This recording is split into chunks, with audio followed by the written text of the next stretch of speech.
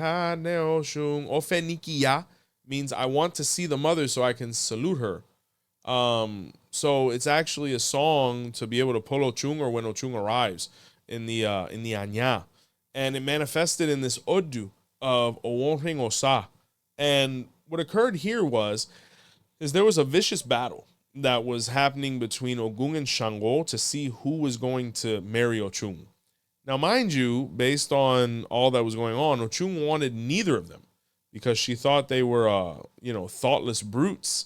And she wanted a man that was a little more refined and delicate. You know, she was much more emotional.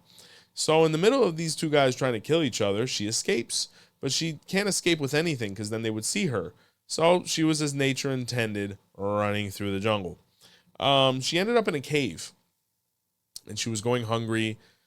She was scared because she didn't know how to maneuver the jungle or anything like that. And then one day, a gentleman comes by and sees her there. And he was a hunter. And his name was Oshosi. And he says, "Madam, what are you doing here like this?" She said, "Well, these two guys were trying to kill each other over me, and I didn't want to see it, so I left, and this is where I ended up." He said, "Well, first and foremost, can I please give you some clothing?" And she was like, "Please." And he covered her in quail feathers, right? In like a poncho of quail feathers. And, at that point, he fed her. He made sure she was healthy and she was okay to see if she needed any medicine. And, he made a fire and they spoke, right? And he was like, "How'd you get in this situation?" Really listening to her and understanding her. She was able to express herself. And, she kind of looked. It reminds me of the scene from Diary of a Mad Black Woman. Okay. When they're at the diner and she's kind of just staring at him. So it kind of reminds me because Ochun had a moment where she was looking at him like he was Shamar Moore, right? And she was like, man, this guy's incredible, man. I'm sure he's married. And he was like, I'd really like to take you back to where I'm from. I think you could start a new life there. And, it's much better than being here because eventually you're going to get eaten, and I got to go. So she was like, yeah, I'll go with you. So when she went, people were kind of staring at her and looking at her. And, 𝘃𝗶𝗃𝗃 kind of kept it moving. No one said anything. And, she lived on the compound and etc. And, she fell madly in love with him. And she said, I'd like to marry you. And he was like, well, I'd like to marry you too. I was just too afraid to ask you. So they made the arrangements and whatnot. And then the day of the wedding, like thousands of people were there. And she's like, you got a lot of friends. And he was like, yeah, a couple people know me. It was kind of like Coming to America. And when she came out to that song. And at that moment, she realized when everyone started bowing to her, especially when 𝘃𝗶𝗃 was next to her, that 𝘃𝗶𝗃 was actually the king of that land. He had taken her back to the land of Ketu, right, which is where he was king. And you could find information like that in the Odu of 𝘃𝗶𝗃𝗃. And, she didn't realize that she had fallen in love with a monarch, right? And she was happy that she didn't know because Ogun and 𝘀𝗵𝗃 were kings and they were very egotistical. And 𝘃𝗶𝗃 was actually very humble and very affectionate and very thoughtful. And she couldn't have been happier, and all this came from a bowl and sacrifice with Orunmila and this Odu of 𝗹𝗶𝗸𝗲. So, with 𝘃𝗶𝗃, Ochun found a lot of things that she had been looking for. 𝘃𝗶𝗃 was usually a really reserved guy and whatnot, but when he was with Ochun, he actually, became very, very tender, right? After all the traumas he had been through with his mother and things like that, he was able to open up with her and find somebody, a counterpoint. So it was a really happy story, right? There's another one in the 𝗿𝗶𝗸𝗃𝗏, which is a little spicy. In the 𝗿𝗶𝗸𝗃𝗏𝗏 or 𝗿𝗶𝗸𝗃𝗏 was where Ochun would actually bathe in the river, right? And it's the Odu of voyeurism, why it's a negative practice. And 𝘃𝗶𝗃 stumbled upon her in the river, and he stayed staring at her. And mind you, I'm being very, very PG-13, as much as I can be. It's a rough story. And the other guy that was there was 𝗃𝗍𝗃, who's actually the next person we're going to get into. And he was staring at her. So they actually saw each other staring at her, right? And they were like, oh, what are you doing here, bro? He was like, no, I'm just enjoying the view, and likewise. And, Ochun got startled. There's versions of the story where each of them dated her, right? But the one who became very serious with her was 𝘃𝗶𝗃. So he decided, regardless of the fact that she had dated his best friend, he was going to pursue a relationship with her, where 𝗃𝗍𝗃 actually wasn't that interested. But the ironic part about it is the day after tomorrow, when 𝘃𝗶𝗃 and Ochun actually got married, 𝗃𝗍𝗃 actually ended up being his best man. Oh. So it was really awkward because, now he had fallen, dangerously in love with this woman, and he had to live with the idea that, she had been with his best friend before. So that always kind of put a damper on things for 𝘃𝗶𝗃. And that's in the Odu of 𝗿𝗶𝗃𝗏. So there's that one, right? And for the most part, other than the last story, Ochun loved 𝘃𝗶𝗃 very much.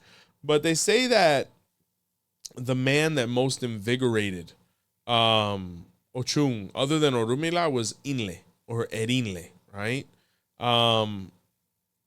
He was the most attractive, or he is the most attractive of all the male Orishas. He's not androgynous, but he is very fair in his aesthetic, right? And she was, physically very, very attracted to him. So they decided to, in another lifetime, in another reality, in Odu, have a child. But ironically, it was in the Odu of 𝗿𝗶𝗃𝗏𝗏. So there might have been another pathway where they ended up staying together, or maybe from their dalliance, they ended up, conceiving. So in the Odu of 𝗿𝗶𝗃𝗏𝗏, it speaks of where 𝗃𝗍𝗃 and Ochun had a son, and their son's name was 𝘃𝗶𝗃𝗃𝗃, right? Now, 𝘃𝗶𝗃𝗃𝗃 is seen this way in the Lukumi, but in 𝗃𝗍𝗃 practice, he's seen as a fierce warrior, from what I understand. So it's a little bit of a different interpretation. They had a son. Their son's name was 𝗃𝗶𝗸𝗲, who ended up being the most, aesthetic of the male Orishas, right? He showed aptitude in hunting, sorcery, war, all of these different things. He was a fine young man. So his godfather decided to give him hand of Ifa, at the behest of 𝗃𝗶𝗍𝗶 and Ochun. So when this occurred, the 𝗿𝗶𝗶𝗍𝗶 was revealed, where Ifa told the gentleman not to initiate 𝗃𝗶𝗸𝗲 because there were things that were going to be revealed about his lifestyle that were going to be incompatible with Ifa priesthood, as far as 𝗵𝗶𝗸𝗶. So the 𝗵𝗶𝗸𝗶 is, the Oluo did not want to accept this because 𝗃𝗶𝗸𝗲 was such a picture-perfect young man. He said, there's nothing that this kid is doing that could stop me from doing Ifa to him. What the Oluo did not know is that 𝗃𝗶𝗸𝗲 had a secret that his family had kept, that revealed itself during his adolescence, that he would actually transform into a woman for 6 months out of the year. So whenever this would happen, they would send him away to another village, possibly with an aunt or something like that, and he would come back. So the time for his transition was nearing, and 𝗃𝗶𝗸𝗲 went to his godfather and said, Baba, I'm leaving now, because he had already done Ifa to him, and he came with 𝗿𝗲𝗹𝗶 again and all these different things. He said, I'm leaving now for my 6 months, to go hunting and spreading Ifa and things like that. I'll be back so we can continue my apprenticeship. And he said, my godson, you have my blessing. So he went and he transformed in another village far away. But his godfather said, well, this guy's gone for 6 months. All my other guys are doing their own thing. I think I'm going to go on a pilgrimage to ride out the end of the year. So he does. And ironically, he arrives in the village of 𝗃𝗶𝗸𝗲. And when he gets there, being that he's a big 𝗵𝗶𝗸𝗶, the custom of that village was to provide the most beautiful woman to keep him company. So the most beautiful woman was his godson in the form of a woman, or 𝗃𝗶𝗸𝗲, during his other 6 months. And in the darkness of the hut and whatnot, things happened, and no one really knew how each other looked and whatnot. But ironically, that day was when he was supposed to transition back into a man.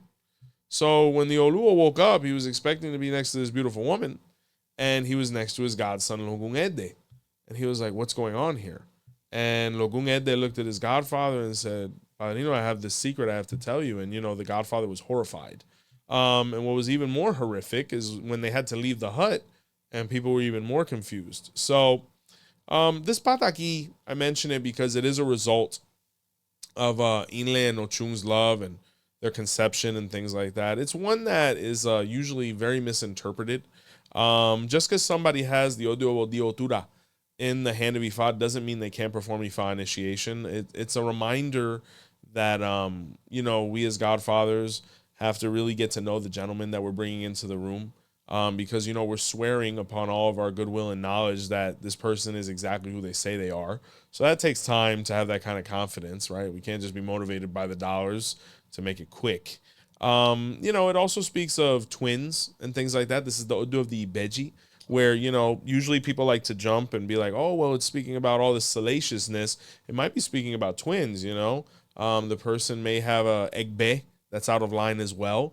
It can speak of hormonal imbalances. So all of these other things have to be interpreted first, other than, the classic, oh my God, 6 months a man, 6 months a woman. But unfortunately, based on this occurrence, it brought a lot of shame to 𝗃𝗏 and Ochun's home, because they basically set their son up for failure. It wasn't really something that 𝗃𝗶𝗸𝗲 was interested in either.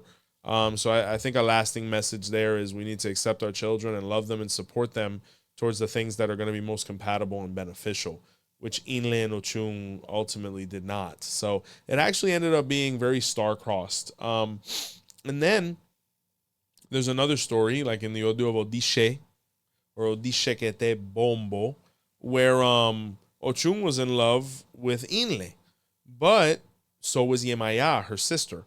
So this started a huge feud between the both of them. And, 𝗃𝗏 is up there like a Jerry Springer episode, like, whoa, and they were willing to kill each other over this guy, right? Where ultimately, you know, he kind of just went with the flow, and really neither of them had him, or in some versions, they kind of, you know, they kind of all accepted it and moved forward as a happy family. But you know, every time that Ochun wanted to be with 𝗃𝗍𝗃, some situation always presented itself that made it very uncomfortable. That's actually why they say that 𝗃𝗍𝗃 is especially in the 𝗿𝗲𝗿𝗍𝗃, being that it's the Odu of La Dos Aguas, or the two rivers. The reason the two rivers met each other and collided was over him. That's why they say that that's really the space in nature that 𝗃𝗍𝗃 occupies, because he was in between 𝗃𝗏𝗃 and Ochun, where he would kind of go back and forth and things like that. So she broke his heart, or he broke her heart, right? Or he broke both of their hearts. So 𝗃𝗍𝗃, even though he was a good-looking guy and Ochun was very infatuated with him physically and aesthetically, he was actually a horrible match because he was a little bit self-centered, right? He forced his son into a priesthood that was incompatible, and then apart from that, you know, he couldn't really decide which one of the sisters he wanted to be with, so he kind of just stayed undecided in the middle, you know, and they kind of fought over him forever. So that's kind of why Olokun cut his tongue out and 𝗃𝗏𝗃 cut his tongue out too, because she wasn't a fan of his behavior. She actually was much more vicious with him than Ochun ever was. So Really? yeah, she cut his tongue out when she found out that he was with her sister. She was like, "Wow, you got some nerve," and she cut his tongue out. That way he couldn't talk about it. That's why. Go ahead. Now, so yeah, I was going to ask, were there any situations where Oshun is the more dominant than the other Orisha? What do you mean, like the one she's in a relationship with? Yeah, yeah. I mean, at the end of the day, yeah. I mean, I don't know, brother. To be honest with you, like Ochun, it's deceptive, man. Because you look at these stories and you're like, man, Ochun the victim, Ochun the victim, Ochun the victim. But really, Ochun has kind of always been in control when it comes to nature. We're talking about a lady that is the head of the 𝗃𝗏𝗃𝗍𝗃 Shoronga cult. Olori 𝗃𝗏𝗃. She in the 𝗿𝗲𝗿𝗃𝗃 occupied that space, and also in the 𝗿𝗲𝗹𝗁𝗃 like Ochun is deadly. She's a deadly lady because it's called Ochun in love. You know, Ochun is also the Orisha of hate. She's also the Orisha of sadness, poverty, depression, all of the opposite things that she's most closely associated with. It's funny you mentioned that because in the 𝗿𝗲𝗿𝗃𝗃 she became the head of the 𝗃𝗏𝗃𝗃 Shoronga, and in the 𝗿𝗲𝗿𝗃𝗃 it speaks of when Ochun was the first woman to ever come down from heaven to earth. You know, it's the 𝗃𝗏𝗃𝗃 of Ochun. And it was 16 Babalaos, the 16 𝗃𝗏𝗃𝗃, were ultimately the enemies of 𝗿𝗏𝗃. And Ochun, and what Ochun would do every day is she would cook for them, right? You know, they had some piggish, chauvinistic attitudes towards her because they didn't appreciate her cooking. She wasn't, her prowess was not in the kitchen. So they would, you know, mortify her about her cooking. Like, oh, your food sucks. That's a formula for disaster for any man. So what she did is she ended up using her strong suits and strengths, which were witchcraft. You know, so she said, "Oh, you don't like my food? Toma esto, 𝗿𝗶𝗸𝗍𝗿." She'd throw the powder right in the food. So when the 𝗃𝗏𝗃 started eating the next day, they all got sick, dysentery, colic, whatever. You know what I'm saying? IBS, they were literally losing themselves from the other end. They were throwing up, like it was horrible. 𝗃𝗏𝗃, whatever. So they went running to Olodumare to be like, yo, we don't know what's going on. We're performing at Bo, but we literally feel like we're dying. Like no one has stopped throwing up for the past 15 days or whatever. And he was like, well, who's not sick? He said, that lady that you put in the kitchen, but her food es horrible. Like we can't even tolerate it. He's like, well, bro, she probably threw brujeria at you, man. You guys, do you understand that there's nobody else to cook for you? So whether it's good or not, you know, have some manners and just say, hey, it's wonderful. You have no other options, you know, and now you're dying. So now you have to go over there and appease her because I can't do nothing for you. So they went over there and they started pleading with her. And they said that she had all 16 of the 𝗃𝗏𝗃𝗃 on their knees begging her to take away the curse. And she was ironically pregnant, you know, because the gentleman who had taught her the witchcraft to put was Orunmila, who now was expecting a baby with her. So she said, if I have a daughter, you guys are dead. But if I have a son, I'll take away the brujeria. and they all started pleading with her to have a son, like they were doing a bow and making invocations, and may it be a beautiful masculine boy and all these different things. Because if a woman would have been born, it would have brought the 𝗃𝗵𝗃𝗃𝗃 cult down upon earth, and it would have completely destroyed everything, right? But if a man came down, they would accept him into the priesthood of Ifa, and being that he would now become Babalawo, she would take the curse off because she didn't want her son around that. So they say that she did have a boy, and his name was Akin-Osho, which means the warlock without fear, right? And they say that it was 𝘃𝗶𝗱𝗏. Like it was actually, she gave birth to 𝘃𝗶𝗏 at that moment. That's why 𝘃𝗶𝗏𝗏 is known as the 17th Meji, because all of the Meis bowed to him. So when that happened, Ochun said, okay. And she asked Orula for the antidote. And she put the powder in the food and they ate it. And they were like, oh man, this is amazing. This tastes great. Because they almost died from her food and her curse. So when you want to talk about dominance, overall, that was the first pataki they say that Ochun had. And yeah, she completely rocked it, man. She brought the world to its knees. Like they said that while she was going through her pregnancy and things like that, the earth trembled, like earthquakes and tsunamis and hellfire and brimstone and everything, man. This is the most deadly.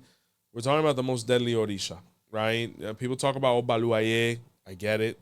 𝘃𝗶𝗃𝗃, I get it. Oro, I get it. The big leagues, right? Even Shango and Ogun. But Ochun made all of these men quiver.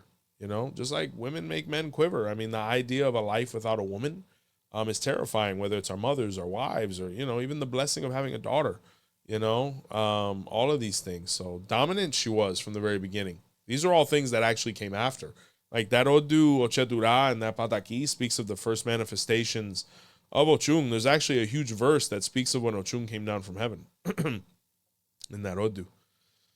So pretty terrifying stuff, terrifying lady. But when you talk about her relationship with 𝗃𝗏𝗃, it could have gone much better, but it didn't. And, situations came from that. And she kind of moved on and realized that looks weren't everything. So I guess she was kind of going through her superficial stage. They are important, right? But they're not everything. So we have to find a balance between somebody that looks amazing to us, but also somebody that loves us and cares about us and is willing to provide and protect. So 𝗃𝗏𝗃 was none of the above. So there's that. Obatala, people look at Obatala as the father, but in one manifestation, Ochun was married to Obatala Ajaguna, right? The warrior. And as far as an Odu, somewhat escapes me. It's not necessarily an Odu. It's a piece of information I read one time. But it may have been, any of the ones where Ochun and Obatala were actually together. So in this pataki, it says that, Ochun became very infatuated with Ayaguna, right? He was a warrior. He was a king.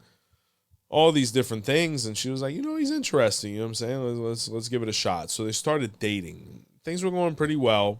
And they decided to get married and whatnot. And everything was going just fine. This may be in the Odu Babao Shemeji. And where I base myself on is there's actually a verse that speaks of where Ayaguna got married and things like that. And Ochun as well became adverse to the snail. And Babao Shemeji as well to a certain degree. So it might be that, might be completely wrong. But when they got married, it was customary for the wife to learn what the man liked so that she can cook it for him and give him a reason to come back home amongst a bunch of other things. So one of the things that Obatala Ayaguna really loved was the snail.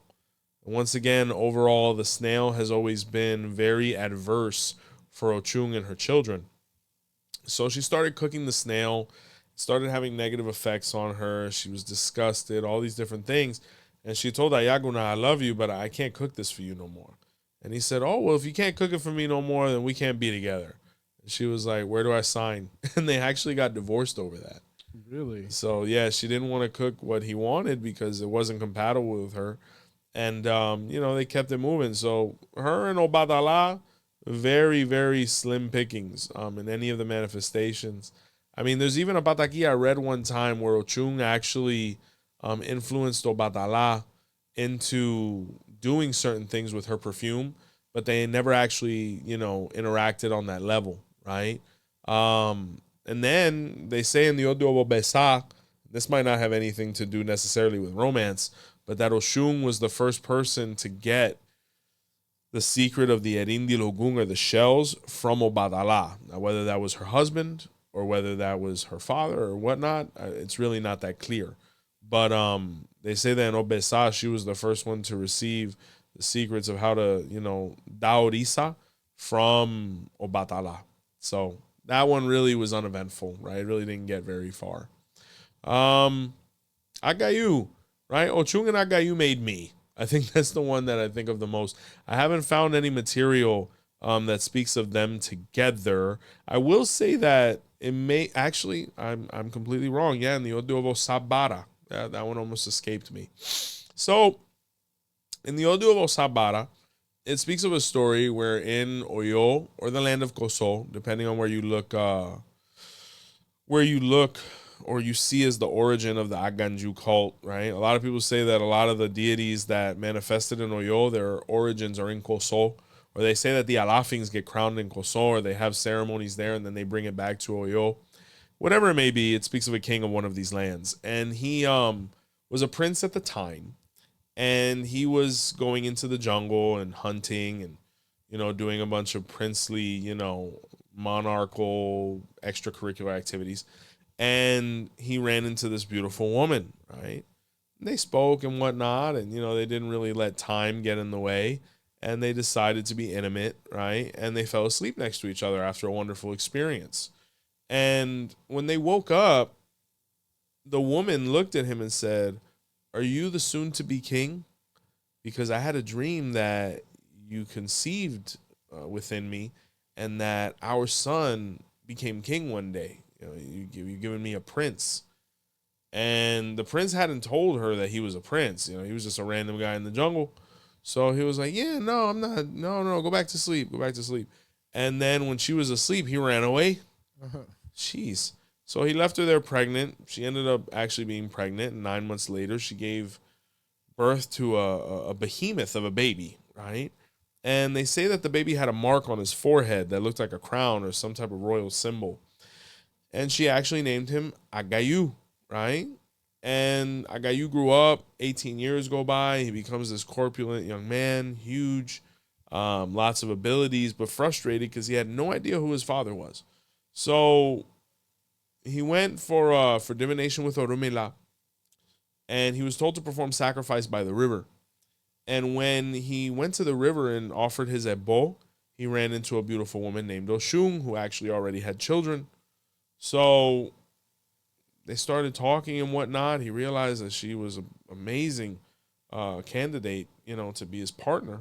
And they started interacting, and they started, getting to know about each other. And Ochun said, with time, because they said that he actually conceived with her as well, and when she became pregnant, that he needed to find out who he was, and he needed to fulfill with what Orunmila said, and he needed to initiate into the rites of his ancestors. So in the 𝗿𝗲𝗶𝗶𝗏, it's the Odu where 𝗃𝗍𝗶𝗿 gets crowned direct, and that's why everyone who's a child of 𝗃𝗍𝗶 should get crowned direct. There's various Odus that speak of this, 𝗃𝗶𝗏, 𝗃𝗶𝗹𝗁, 𝗃𝗏𝗏, etc. Irosotu Alara speaks of it as well.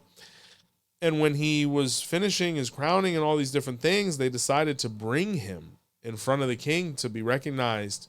And when the king saw him, he saw the resemblance and he saw the mark. And, 𝗃𝗍𝗶𝗿's mother came and publicly, accused him of abandonment. The king was ashamed, and he apologized, and he embraced his son. And they say there was like this huge epic heroic scene where like earth opened up and the volcano exploded, that 𝗃𝗍𝗶's real mother or parent was Oroiya or Oroiña or Oroija, which means he who speaks causes tragedy, which makes reference to the volcano opening its mouth and spewing magma.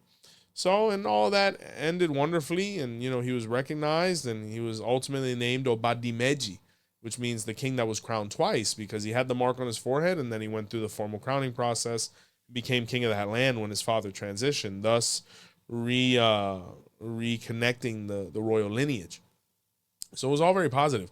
But in this Odu, it speaks of when, 𝗃𝗍𝗶𝗿 met Ochun by the river, and she ultimately became queen because she supported 𝗃𝗍𝗶 into, or motivated him into, basically, rescuing his ancestral rights, right? Or his inheritance as king of that land. So very positive there. I mean, you know, I'm crowned Ochun and 𝗃𝗍𝗶𝗶 is my father. It's ironic because my 𝗿𝗶𝗸𝗶𝗶𝗲 is speaks a lot about the river. And they were deities that are both river deities. I mean, Ochun became synonymous with the river, and Odu's like 𝗃𝗶𝗶𝗶𝗶, 𝗃𝗶𝗶𝗶𝗃, 𝗃𝗶𝗶𝗶𝗶𝗶, and 𝘊𝗶𝗶𝗶𝗶𝗃 as well. Apart from Odu's like 𝗃𝗶𝗶𝗃 and 𝗃𝗶𝗹𝗃 for 𝗃𝗍𝗶, and 𝗃𝗍𝗶 would actually bring people back and forth across the water, and 𝗃𝗶𝗸𝗃 is where 𝗃𝗍𝗶 would come down from the mountain and jump into the river, so Ochun would calm him down. So it was actually a pretty positive union as well. And they tend to always understand each other and things like that. And they never really had any issues. They loved and respected each other very much, to the point where in a lot of lineages of Orisha, Ochun and 𝗃𝗍𝗶 eat together, you know, for, you know, various pieces of work or things that could be done. That speaks a lot about their union. So really beautiful stuff. You know, even though they do eat very different things, you do see that quite a bit where Ochun and 𝗃𝗍𝗶 will eat together. And, you know, they had meat, right? So I don't know. That's a lot of information, Phil. We might need a part 2. I think so. If you guys want a part 2, make sure you leave a comment below. And just might record it right after this. Okay, well, maybe we might. We might. All right. Well, guess what time it is? That member time. Oh, wrong Oh, one. we actually missed the drums. We got to bring those back. People know, said right? that. We missed the drums. All right. Well, fine. Here you go. Yeah. All right. Okay. So, guys, you guys can join our membership program. Real simple. That's how you guys gain extra access to things, whether it's extra shows, discounts, or merge, classes, you name it. And today we're going to show some love to our premium super fans. Love it. Okay? It was throwing me off. Yeah, the drums. Yeah, no, it's not the same. Yeah. Can't have drums in an elevator. No. that would be pretty chaotic. It'd be like you looking around, everybody like, what's so, man, Jumanji. Yeah. All right, so we got some premium super fans here. This is our second tier of Love it. fans here. Very nice. So we got 𝗃𝗶𝗶𝗃. Nice, Jaleel. We Thank got you. 𝗃𝗶𝗃𝗃. Okay, great name as always. We got 𝘃𝗶𝗶𝗃𝗃. I'm with it. We got Ray Valentine. Thank you. We got Joaquin Mendez. What's up, mi how? Bendiciones. We got Nikki Mixon. Nice. We got Bomani. Thank you. Blessings. We got Drowned Candle. Very nice. Wolf 3497. Very nice. Goddess Diana. What's up? And we got Chula La Bruja. Hey, man. That's a goated name for sure. Beware. Yeah. But guys, thank you so much. For all my members, we sincerely appreciate you. You're the best part of the channel. If you know anybody that can benefit, be sure to let them know. Another big thing that we're really focused and honed in on is our Light Within workshops that are coming up in Atlanta and New York. Can't wait to meet and see all of you there by popular demand. Limited spaces available, so get in there. botanicacandlesandmore.com is up and running for all of your service and product needs. We do ship. If you can't catch us on the video cast, catch us on the podcast on any of the major platforms. We are there. Be sure to like, comment, share, and definitely subscribe. A big thank you from all of us here at Our Roots Podcast. And until next time, see the light. Baba Joseph showed the path today. Baba knows the way, we follow the signs. He walks with the Orisha through sacred lines. He speaks with the ancients, he honors the drum. He carries the wisdom where we all come from.